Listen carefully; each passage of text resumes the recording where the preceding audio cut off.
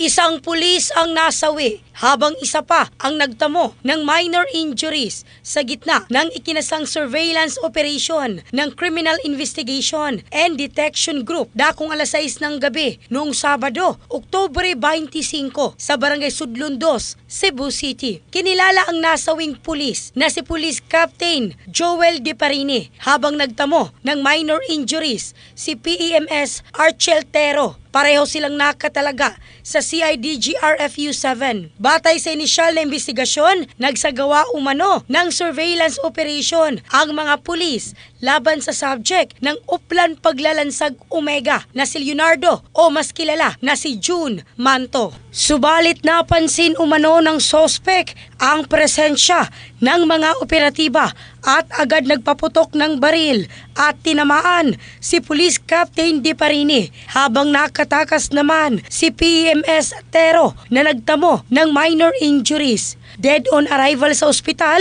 si Police Captain Deparini. Patuloy na tinutugis ng mga otoridad si June Manto kasama si Narinante o alias Nante Manto at isa pang hindi nakikilalang kasamahan na pinaniniwalaang sangkot sa insidente. Kaugnay nito, nag-alok ang Cebu City Police Office ng 100,000 pesos na cash reward sa sinumang makapagtuturo sa kinaroroonan ng primary suspect. In the heart of changing lives. Ako, si Michelle Craste ng Brigada News Philippines, the Music and News Authority.